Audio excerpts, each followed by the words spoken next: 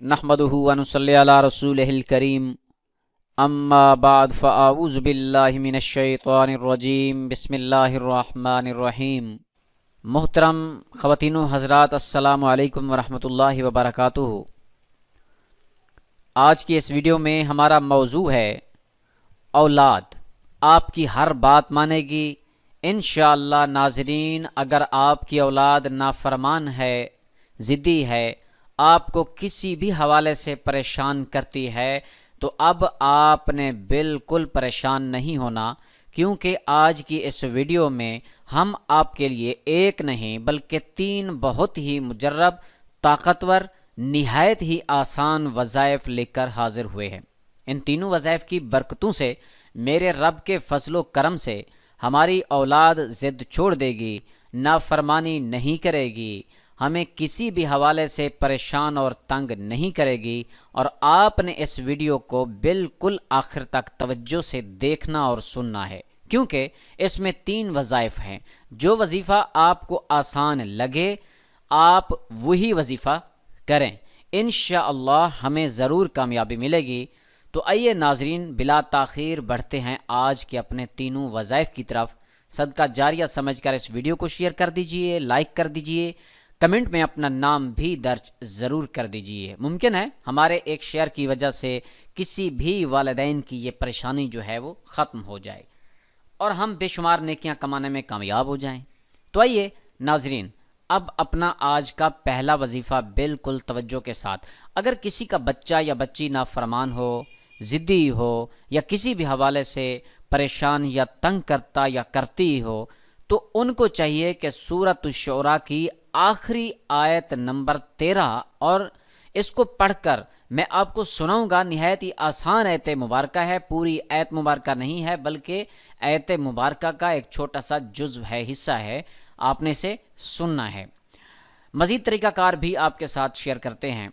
बिस्मिल्लाहिर्रहमानिर्रहीम। अल्लाहु यज्तबी इलैहि मन यशाअ व यहदी इलैहि मन युनीब। दोबारा भी गौर फरमाइए और दोबारा भी हम आपको सुनवा देते हैं ताकि आपके तलफ़ुज़ जो हैं वो ठीक ठीक निकलें। अल्लाहु यज्तबी इलैहि मन यशाअ व यहदी इलैहि मन युनीब।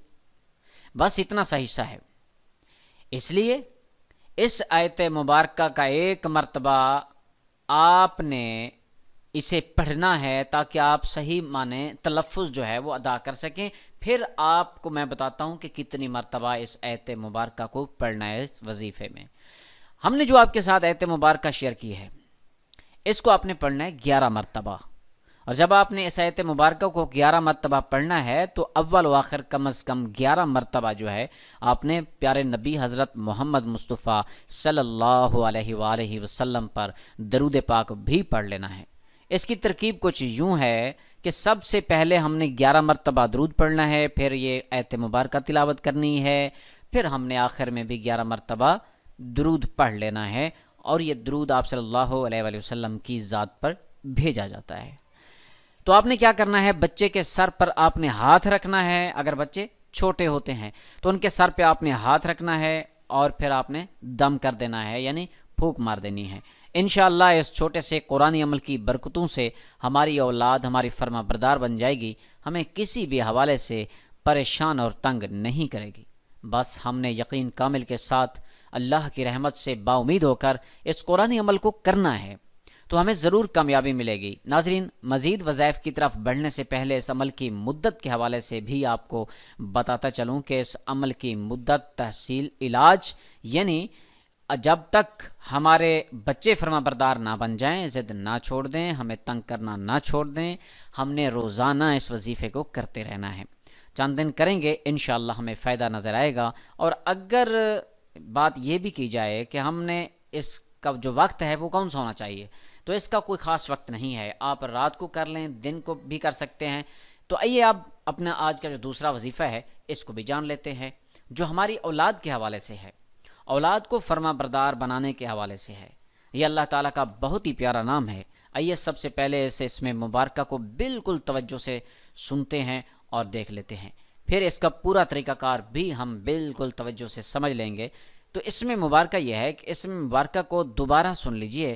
جس کی بھی اولاد ضدی ہو، نافرمان ہو، کہنا نہ مانتی ہو، تنگ کرتی ہو، اسے چاہیے کہ طلوع آفتاب سے پہلے یعنی سورج نکلنے سے پہلے جو بھی بچہ آپ کو تنگ کرتا ہے اس کی پیشانی پر، بچی ہے یا بچہ ہو، اس کی پیشانی یا ماتھے پر آپ ہاتھ رکھیں گے، پھر آسمان کی طرف اپنے چہرے کو کر لینا ہے، اپنا رخ آپ نے آسمان کی طرف کر لینا ہے، آسمان کی طرف آپ نے دیکھنا ہے، اور اسی دوران آپ نے اسی اسم مبارک کو بھی پڑھنا ہے۔ اسم مبارک یہ ہے کہ صرف اور صرف 21 مرتبہ پڑھنا ہے، یا شہیدو یا شہیدو، اس کو 21 مرتبہ، اور جب بھی آپ اسے اسم مبارک کو 21 مرتبہ پڑھ لیں گے تو اول آخر کم از کم 3 مرتبہ پیارے نبی حضرت محمد مصطفیٰ صلی اللہ علیہ وآلہ وسلم پر درود پاک بھی پڑھ لینا ہے۔ تو انشاءاللہ اس مختصر سے وظیفے کی برکتوں سے ہماری اولاد ہماری فرما بردار بن جائے گی، ہمیں کسی بھی حوالے سے پریشان نہیں کرے گی۔ بس اس وظیفے میں ہم نے یہ خیال کرنا ہے کہ طلوع آفتاب یعنی سورج نکلنے سے پہلے اس کو کرنا ہے، اور اس بچے یا بچی کی پیشانی پر ہاتھ رکھ کر اس عمل کو، اس وظیفے کو کرنا ہے۔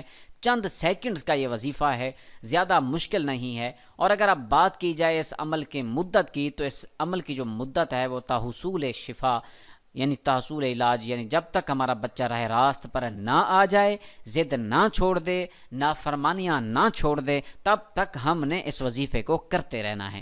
پھر وہی کہوں گا کہ چند ہی دنوں میں ہمیں فائدہ نظر آنا شروع ہو جائے گا انشاءاللہ، اگر ہمارا اعتقاد جو ہے وہ کامل ہوا۔ تو آئیے ناظرین، آپ بلا تاخیر اپنے آج کے تیسرے اور آخری وظیفے کی طرف بڑھتے ہیں۔ ہمارا آج کا جو تیسرا وظیفہ ہے، نافرمان اولاد کو فرما بردار بنانے کے لیے، ضد ختم کرنے کے لیے، تنگ کرتے ہیں، پریشان کرتے ہیں تو ان کو راہ راست پر لانے کے لیے اس عمل کی ترکیب کچھ یوں ہے کہ جب آپ کا نافرمان بچہ یا بچی سو رہی ہو تو آپ نے صبح کے وقت یعنی فجر کی نماز کے وقت فجر نماز ادا کر لیں، یا نماز فجر کا وقت جب شروع ہو جائے تو بہتر یہ ہے کہ آپ نماز فجر ادا کرنے کے بعد اس عمل کو کریں۔ تو صبح کے وقت جہاں پر ہمارا بچہ یا بچی سو رہی ہے، ہم نے ان کے سرہانے سے 2 فٹ کی دوری پر کھڑے ہو جانا ہے۔ تو سرہانے سے 2 فٹ کی دوری پر کھڑے ہو کر صرف 1 مرتبہ سورۃ اخلاص پڑھنی ہے۔ سورۃ اخلاص قرآن پاک کے پارہ نمبر 30 کے اندر موجود ہے، بہت ہی آسان سورۃ مبارکہ ہے، میں آپ کو پڑھ کر بھی سنا دیتا ہوں۔ تو سورۃ اخلاص یہ ہے، بسم اللہ الرحمن الرحیم،